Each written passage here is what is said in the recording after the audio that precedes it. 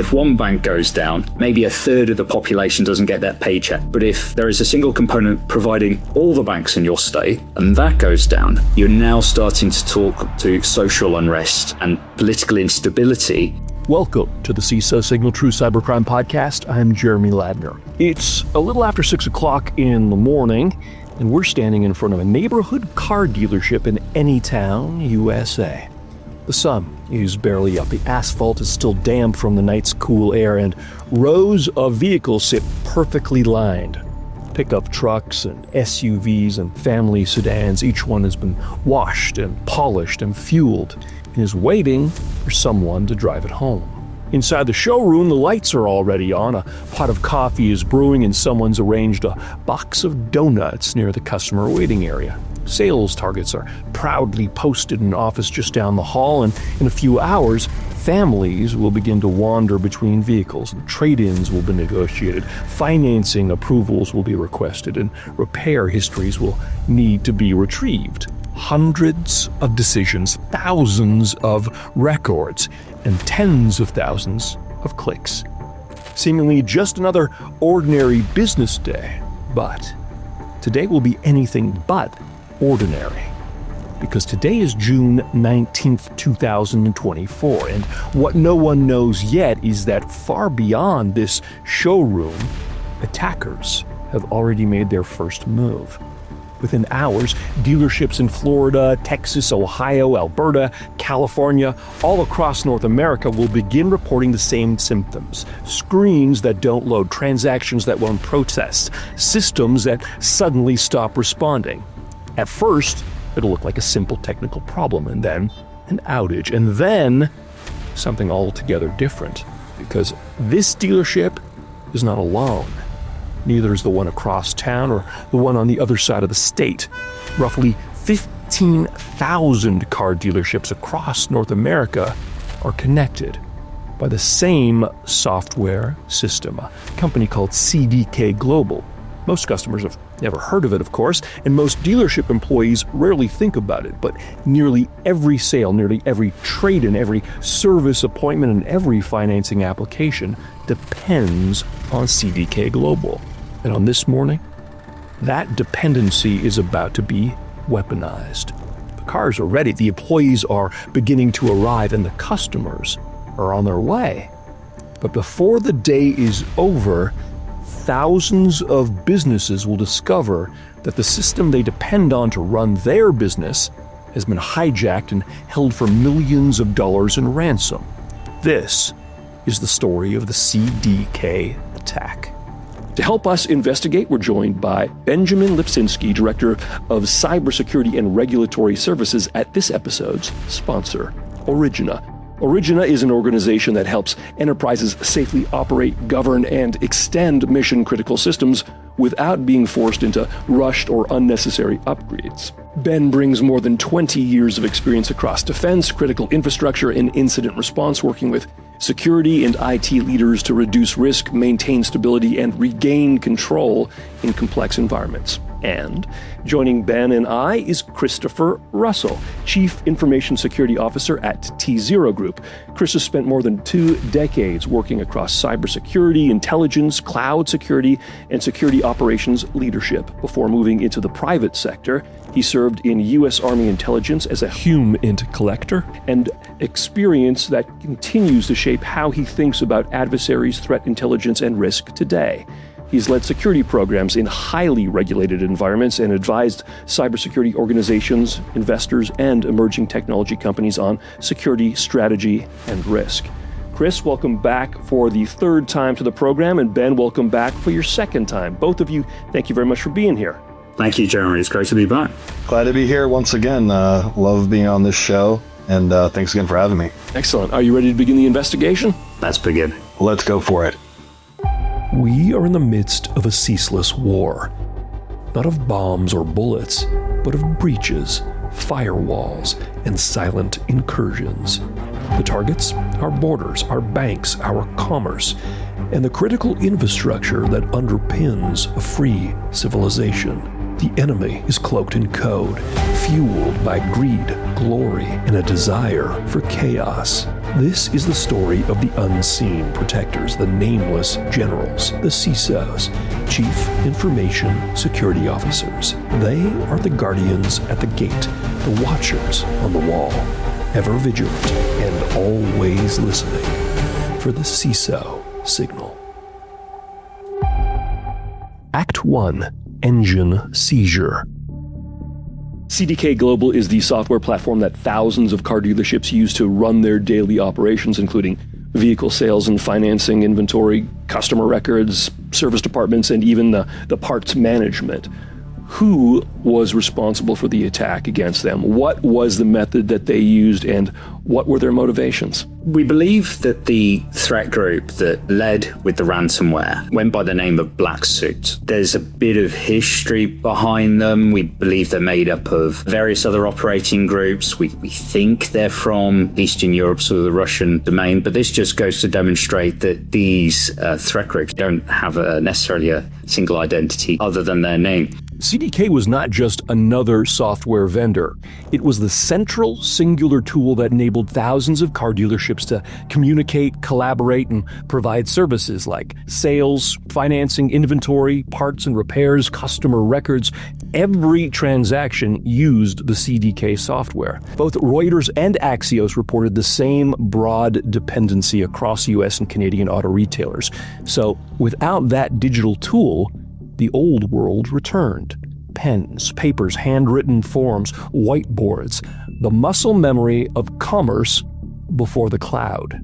So dependency without redundancy. Chris, from the attacker's point of view, it makes perfect sense to target organizations with a single centralized system like CDK. Maximum pressure with minimum effort. What this really exposes something deeper, obviously, when an entire industry is running on a single platform with no meaningful fallback. Is the real risk the breach itself or the dependency behind it, you think? Well, obviously, it's a little bit of both. The breach is the negative part of having a centralized system you're dependent on. But the real issue is being hyper-dependent on one system, even though it grants efficiency, adds a lot of connectivity, interoperability, and allows a lot of different organizations to connect. The problem is when that's a single choke point and it goes down for any reason, and you haven't really done any sort of risk mitigating controls for that particular platform, you find a lot of real-world organizations where they have offline systems that kind of depend on that. Falling back into the manual, operations is not something they really are prepared to do, want to do, or set up to do. And they really have to kind of plan for these things, because even though these platforms can service lots of different vendors, lots of different customers, they can be built with high availability. There's something almost cruel about that image. A modern car dealership is a cathedral of motion. Tires roll in and customers roll out. Financing clears, parts are ordered, and service histories magically appear. The business depends on velocity, and velocity depends on trust.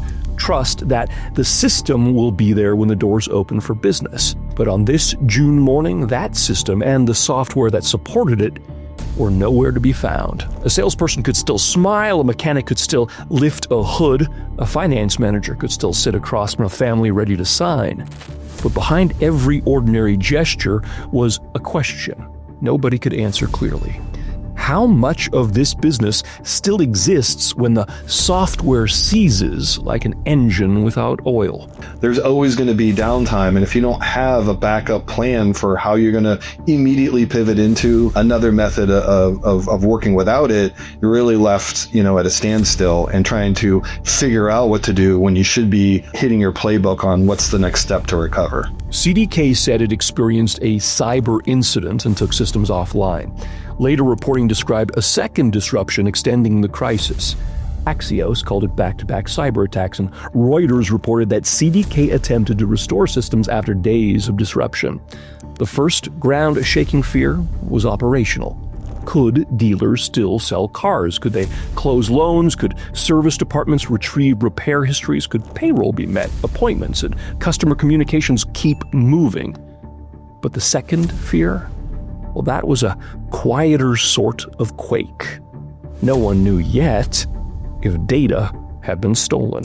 A situation like this, job one is to hopefully detect, obviously, the intrusion before the intruders get too far and basically take over your system and start making ransom demands. But once detected, there are very difficult decisions that need to be made under enormous business pressure. At some point, CDK made the call to shut down their own systems.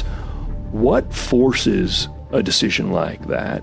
What tells you this isn't something you can sort of contain quietly? This is something that's going to impact the entire operation. There's a huge difference in brand and operation between all dealerships that use your systems being unable to operate versus one, just in terms of media response, etc. So that for me is the first step, that sort of proactive hardening network segmentation before you're even starting to defend when the threat actor's at your door. It then gets to a point where it's happened and the response teams will be trying to work out what is happening, how far are they into the environment, and it comes back to that persistence piece. How can we be confident that we've kicked the threat actor out? This is separate from do we pay ransomware or not, but for a defender you're really trying to understand how deep are they in your environment, where are they in my environment, and how can I get rid of them quickly so that I may resume full operational status. And there's a number of cases where threat actors have entered environments that the defenders believe they've kicked them out, rebuilt the environment,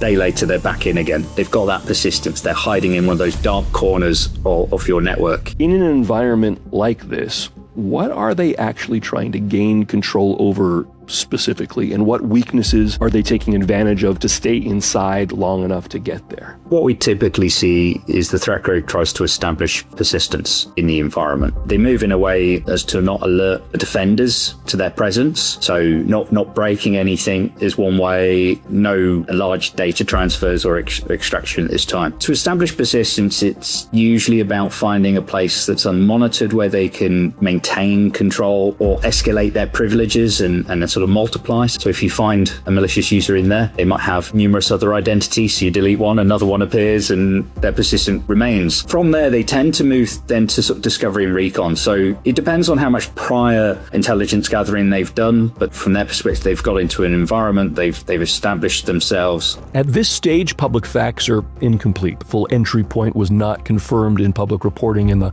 full scope of any data exfiltration was not immediately clear. The attackers had not yet stepped into the light in a way that gave investigators a complete public picture.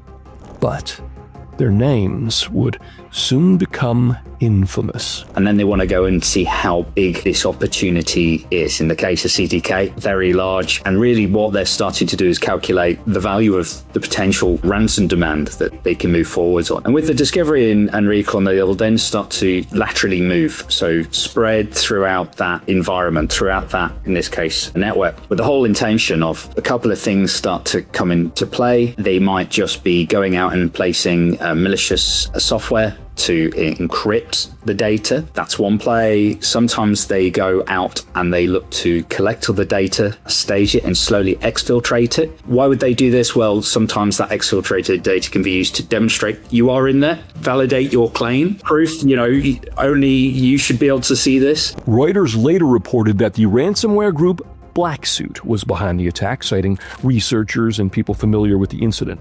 The same report framed the attack as part of a broader pattern, ransom-seeking cybercriminals targeting behind-the-scenes software suppliers whose compromise could paralyze an entire industry. The other piece can be, depending on the data, can be double extortion. So they might initially threaten to release this data, especially if it's sensitive to the world, which can incur brand damage on the target, on the victim, potentially induce fines, if it's sensitive data through regulatory requirements. But ultimately, from what we've seen with this case, they move through to encryption, which essentially deny the operators from using that data, from working. This was not merely an attack on a single company. It was an attack on an industry-wide dependency. Thousands of car dealerships, each with its own employees, customers, local reputation, service backlog, and financial pressure, were suddenly bound together by a single point of failure. An all-in-one software solution praised for efficiency was now a weakness to be exploited by merciless threat actors looking to make a mountain of money. Once they do this, the game's up, in the sense of they are now clearly in the environment. To the defender, the environment is now compromised. So that's why they will move through quietly and spread before taking this action. And when they take this action, they'll do it as quickly as possible. And the whole intent here is to create the biggest impact possible before the defender realizes you're there and then can understand what's going on to inform on an appropriate action. Once there's, I guess, confidence that those functions have ceased to operate, they'll reach out and they'll issue a ransom demand. Pay up if you want your data to be decrypted. And that's a real sort of tough decision point for the defenders. As this attack and then this ransom negotiation unfolds, it's not just operational disruption. There's a cybersecurity response happening in parallel at the same time on the back end from CDK. What are teams actually seeing on that back end, and how does that translate into what the 15,000 car dealerships are experiencing on the front end? So they know something's going on and they're losing a little bit of confidence in the system. And what they're looking for is it isolated to this one system? Is it pivoting into our other systems? Not being able to order parts, not being able to approve sales, that's not super problematic. But have they pivoted onto your local systems where you have ACH transfer capabilities and running credit card that are on file? The cyber criminals did not need to walk into every car dealership. They only needed to find the weakness that they all shared. The software system that connected them all, the conduit, the hallway that every piece of data needed to traverse. And somewhere in the machinery behind the showroom and the lights, that hallway had gone dark. The crime scene is the modern economy itself, stripped of its digital disguise. The car dealership lots were all still full, the customers still arrived, the helium balloons blew in the breeze waiting for the sticky fingers of excited children. But the software that was the engine of commerce for 15,000 car dealerships had frozen. And even a garage full of the most skilled mechanics couldn't get this engine running again. If you're enjoying this episode of the CISO Signal, please take a moment to like the video, subscribe to the channel, and share it with other cybersecurity professionals. It really helps us continue bringing these stories to the cybersecurity community. Now, Act 2, Under the Hood. The first few days felt temporary. That was the dangerous part. In crises like these, people cling to the idea that normal life is waiting just beyond the next reboot. A delayed shipment, a bad software patch, an outage. Something inconvenient, but survivable. But ransomware changes the emotional geometry of an incident because eventually, somebody starts asking for money. By late June 2024, reporting began publicly identifying the group believed to be behind the CDK attack. Reuters, along with various cybersecurity researchers, were among the first to publicly name Blacksuit as the ransomware syndicate who had orchestrated the attack. They typically have been known to use open source tooling and some advanced techniques in their ransomware, in their criminal activities, targeting Linux and Windows OS based systems, but no real clear targeting when it comes to an industry or anything. So nothing we can say particularly why they chose the US car dealership industry this time, other than the intent of ransom and financial gain. Additional reports followed connecting Blacksuit to the fractured criminal ecosystem that emerged after the collapse of the Conti Syndicate, one of the most prolific ransomware enterprises in modern cybercrime history. That lineage matters because by 2024, ransomware was no longer a collection of isolated hackers working from basements.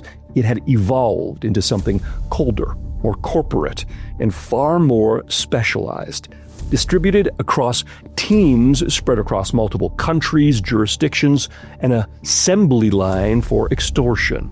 Security researchers later described Blacksuit as part of this post-Conti evolution, experienced operators inheriting both the tradecraft and the business logic of earlier ransomware groups. This threat group normally makes its initial point of entry through phishing campaigns, malvertising, or trying to get a victim to download some malicious material. But Following this event, they were found, they were taken down, or at least their tour was taken down under an international operation called Operation Checkmate. However, they seem to potentially be coming back. There's indicators and flags that similar actors are now back at it, and they seem to be moving towards more of a ransomware as a service model within the criminal underground. That's as much as we know really about who's behind it. Very tricky unless you have all the forensic details. According to researchers cited by Extra Hop and others, Black Suit had already targeted organizations across healthcare, education, manufacturing, and government sectors before the CDK attack. And somewhere inside that machinery, someone had looked at the car dealership industry and seen leverage. Modern dealership business runs on timing. End-of-month quotas, financing windows, service schedules, manufacturer incentives, and of course, delayed operations become delayed revenue. And delayed revenue? Well, that becomes panic. That is what modern ransomware operators understand better than most. Not technology. Pressure. If you don't have a staff that kind of understands that part at a high degree, and you're worried about bleed over, and the attackers are sophisticated and use, like what you mentioned, lulbins living off the land binaries, there's just a lot of uncertainty, and so people panic. They don't know where to go. They don't know exactly what's safe. According to multiple public reports, the outage stretched across thousands of dealerships in the United States and Canada. Dealers describe staff reverting to handwritten paperwork, manually calculating transactions, and physically tracking service orders, improvising around systems they had spent years learning and depending on. In some dealerships, repaired vehicles sat untouched behind service gates because records could not be verified or invoices finalized. Customers waited for days for their cars that were mechanically finished but administratively trapped, immobilized not by faulty engines but by inaccessible software. Physically, the business still existed. Digitally, large parts of it had become uncertain territory. And uncertainty can become very expensive. They hesitate to, use other systems that are connected. And that's where you start people being over precautious. They shut a lot more down than they need to because they just don't know the blast radius, which goes back to the visibility problem. So part of the solution is the local firms that are, using this system. They need to understand what can come from that platform into their world. Dealership managers were sleeping in their offices. Customers were unable to retrieve vehicles, and sales quotas collapsed near month's end. Executives got dragged into emergency calls. Reports soon emerged that CDK's restoration efforts themselves had been disrupted by additional malicious activity. According to reporting and analysis cited by Extra Hop and various industry observers, CDK experienced a second cyber incident while recovery operations were still underway for the first. That detail carries a particular kind of menace, because ransomware is rarely just about the initial destruction. It is carefully choreographed chaos. And that's where people start making mistakes, erring on the side of caution, not erring enough, on being a little too risky, thinking that, well, that's a different system. Yeah, but it's the same auth system or the same user password combinations. It very quickly becomes a little bit of a quagmire on exactly what the blast radius is, and it really requires someone to take a stance and go, okay, this is exactly what can affect it, this what cannot, and they can start quarantining the things that are at risk. The attackers don't just want systems offline. They want victims emotionally exhausted. They want executives cornered between operational collapse, reputational risk, legal exposure, customer anger, regulatory uncertainty, and time itself. And time was becoming the most valuable thing in the room. According to multiple reports from Bloomberg, CDK allegedly agreed to pay a ransom estimated at roughly $25 million in Bitcoin to restore systems and end the crisis. That's after you paid them $25 million. In this case, I highly suspect they got to a point where they really couldn't be sure as to where and how these threat actors, this potential black suit threat group, had one entered, and then secondly, how they were not so much moving through, but persisting in remaining present and having control. Understanding that can allow you to start to sort of segregate your network. It sounds like they were so prevalent, so deep, and so unclear that the defenders were just forced into almost an entire rebuild. And as you said, that's a hard decision, because you know that as soon as you bring it down, you're going to have to be phoning up those dealerships and say, you're not going to be able to do business as we promised you, as we contracted with you. Somewhere behind those headlines in the shadows, conversations unfold through encrypted chats and intermediaries, lawyers, incident response firms, negotiators, and the threat actors operating under aliases that disappear and then they reappear under new names only weeks later. An entire underground economy built around catastrophe. Investigators and analysts also warned of secondary social engineering risks during the outage. According to some reports, malicious actors attempted to exploit confusion around the incident by impersonating support personnel or targeting affected customers. That is another evolution of modern cybercrime. The breach is no longer the end of the attack. It becomes the setting for additional attacks.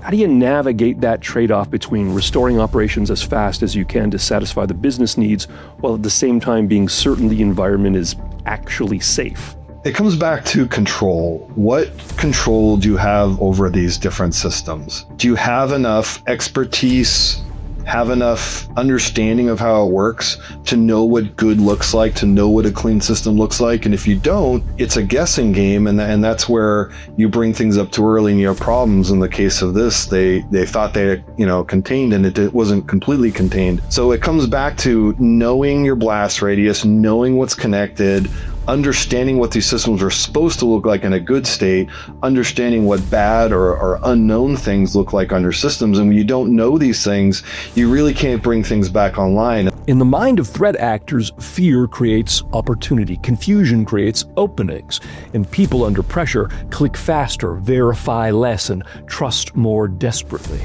Meanwhile, dealership groups began warning investors about operational impacts. Analysts discussed disruptions to vehicle sales and service revenue, and the attack had escaped the boundaries of IT problem and entered the bloodstream of the real economy. Somewhere, far away from the showrooms and dealership lots, the attackers remained invisible. Researchers traced malware patterns the way homicide detectives study fingerprints.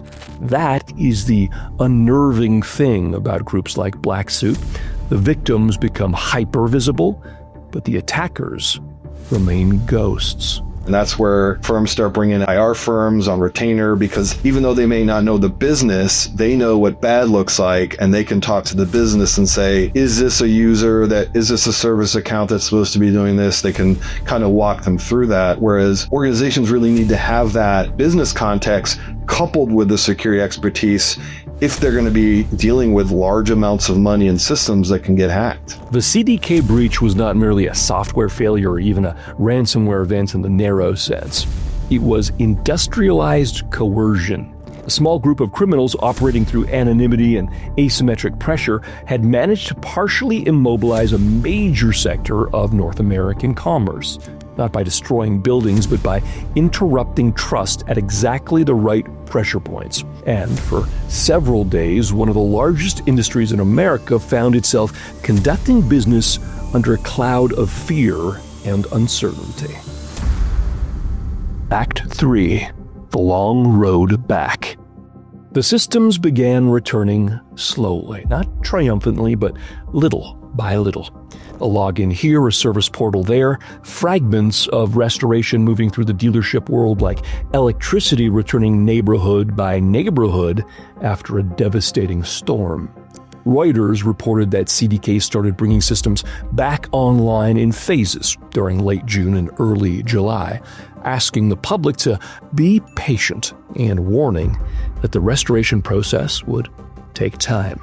We've talked about the tension between speed on one hand and certainty on the other, but in a situation like this, with your systems down and pressure building and thousands of businesses waiting, what actually allows a team to move faster without increasing risk? What kind of separates controlled recovery from random guesswork? I think the key thing for me is knowing your system. Again, that understanding of your environment, how it operates. You're looking at those first fundamental components which you need to stand up and rebuild. So isolate that from your operational network, rebuild, almost separately those fundamental components, check, validate, make sure they're operational, and then you start to add to it. In the case of CDK, they would have had a number of options here as to whether they do it geographically, whether they do it dealership by dealership. It really depends on how their architecture was initially invoked, and really hoping that they still have that knowledge, documentation, and the people that built it in the first place, or at least that they maintain their knowledge base on it. That was the unsettling part. Customers still wanted cars, mechanics still turned wrenches, and sales managers still stood beneath giant American flags planted beside highways. The country kept moving as it always does, but something fundamental had shifted beneath the routine. Because once people see the machinery fail, they can never fully trust that it won't fail again. Another big challenge with a lot of these recoveries is that system was built years ago. The people that built it moved on. Documentation wasn't maintained. There is the real risk that you might not have the knowledge on how to rebuild that system. You might actually be looking at rebuilding almost a new environment to deliver the same functionality. For nearly 2 weeks, dealerships across North America operated in varying degrees of paralysis. Service departments improvised workflows by hand. Employees carried paper between desks like office workers from another century. According to public reporting, some dealerships resorted to storing customer information manually and processing transactions through temporary workarounds while waiting for systems to stabilize. Paperwork.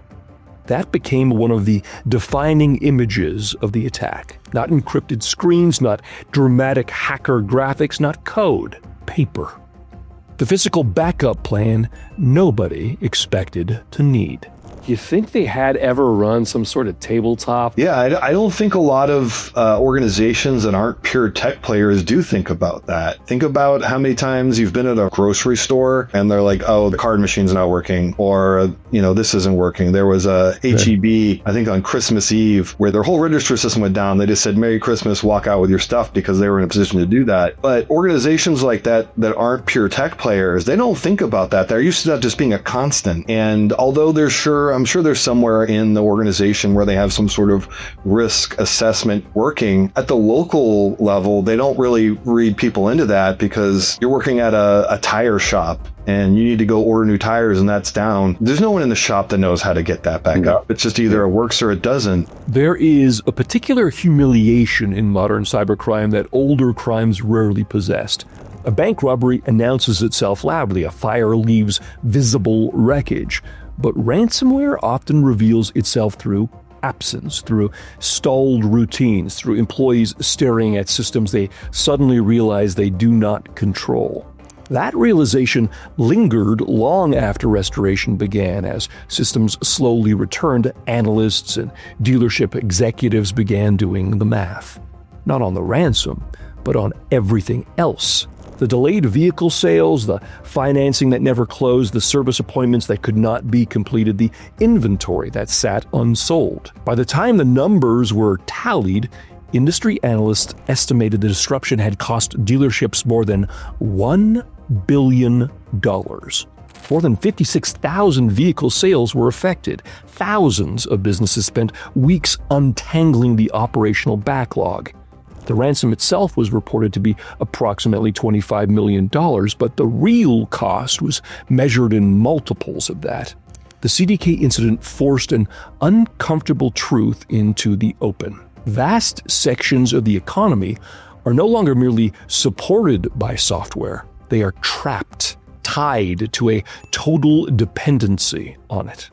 For years, organizations were sold on this idea that a single, centralized, all-powerful, integrated platform, a complete system that runs everything, would make the business more efficient. And it often does. But incidents like this suggest the same design can also make the businesses far more vulnerable, without a doubt.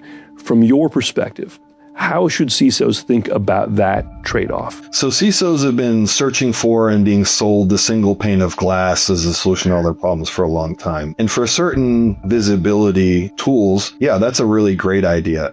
But once you start talking about systems that do things for the business, do things for the organization, reach multiple areas of different operations, different teams, when that becomes a single point of failure, or worse, the propagator of malware because it's connected to everything, it's problematic, and the efficiency gained is a risk question. Most customers walking into dealerships had never heard of CDK Global before June 2024. Many dealership employees likely viewed the platform the way most people view electricity or plumbing: essential, invisible, permanent, until it simply stops working. And when that happens, thousands of otherwise independent businesses discovered they were all standing on the same fault line. That is what made the attack feel larger than most legacy ransomware cases. Is the risk worth what happens when this goes down? And what they should be doing is saying yes, but we need to mitigate these controls anyway. We have to have a mitigating control in case this one system goes down. This wasn't a single hospital forced offline, not a lone corporation negotiating quietly behind closed doors.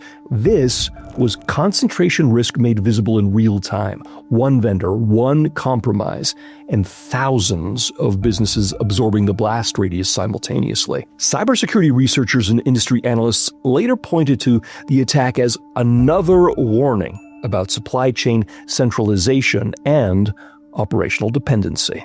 So we know that in reality, most CISOs don't get to redesign the architecture from scratch. You inherit systems, legacy platforms, vendor decisions, sometimes a single system that runs everything, and you're expected somehow to secure it. So what do you do when you don't have the option to, rip and replace everything, but you still have to manage the risk? It all starts with, your risk assessment. You got to sit down and look at, okay, this is the card as I were dealt. Some of them may be able to change over time, but you're not going to be able to redo the whole thing overnight, that's for sure. So you sit down and list all the things that can go wrong, and you got to bring in stakeholders and understand, because even as a CISO, operationally, you're not going to understand every single thing that every single team relies on from these centralized systems. So you have to do a little bit of homework, a little bit of field truth interrogations, as I like to say, and go talk to people about that, and then list these controls and rank them and understand how severe they are when they go down. And then you got to sit down and think about, well, what do we do when this goes down? What's the alternative? Do we have a parallel system, a backup system, a light version, a manual process? And then you can reduce the risk a little bit. And then you have to go back to the executive staff and the board and say, this is the situation we have, and you have to decide if the risk is worth it. The logic is painfully simple. When enough organizations rely on the same digital infrastructure, that infrastructure itself becomes a national pressure point. And ransomware groups have become remarkably skilled at identifying pressure points.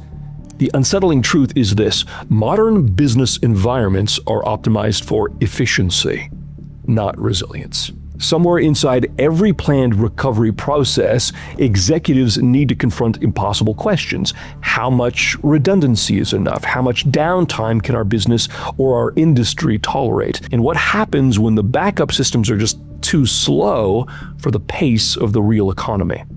What if the operational expertise required to do this manually has quietly disappeared over time? Any organizations that are in that situation where they're a franchisee or part of a conglomerate or part of an association, and they rely on a parent company or organization that provides a service to all their people, what they should look for is, part of my money has to give me access to people in these situations that are either on the staff, they're the local, making sure everything's running, and when it's not a security issue, they're optimizing it and making sure people are proactively keeping the system clean, removing users that don't need it, password hygiene, local network things. So if you're paying in for this, I would ask, where's my subject matter expert on this system? No public report fully captures the emotional atmosphere inside those conversations. But the clues are there. The urgency of restoration updates, the investor disclosures, the lawsuits that followed, and the scramble to reassure customers. There is a unique anxiety around whether or not anyone believed that the systems an entire industry depended on could ever truly be secure again. If you had to distill all of this down, what's the one shift in mindset that would have the biggest impact on how organizations handle incidents like this? I think for me, it's expect it to happen. Don't ever go down the journey of it will never be me. Excellent. Chris, thank you so much for being part of the show. No problem. Ben, it's been a pleasure as always. Thank you very much. Excellent. Looking forward to having you back on the show again soon. Hanging over all of the CDK breach was the unnerving reality that the attackers themselves remained largely untouched. There's no final confrontation, no handcuffs, just infrastructure restored one piece at a time while the criminal ecosystem that caused the crisis continued operating somewhere beyond the reach of justice. That is the dark heart of the CDK story. The victims returned to work, and the perpetrators disappeared back into the night. By July, many dealerships were functioning again. The lots were full, transactions resumed, service bays reopened at full capacity, and computer screens flickered back to life across North American car dealerships.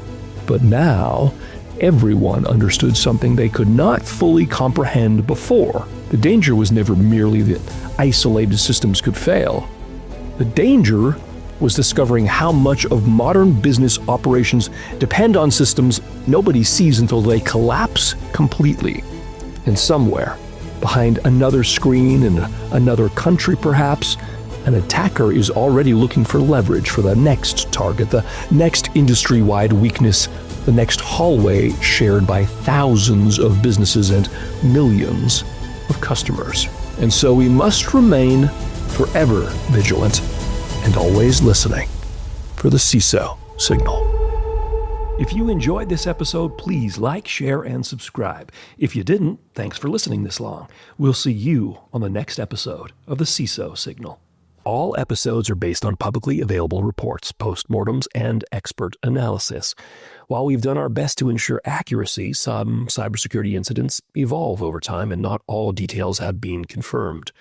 Our goal is to inform and entertain, not to assign blame. Where facts are unclear, we've used cautionary language, and we always welcome your corrections. Thanks for listening to the CISO Signal.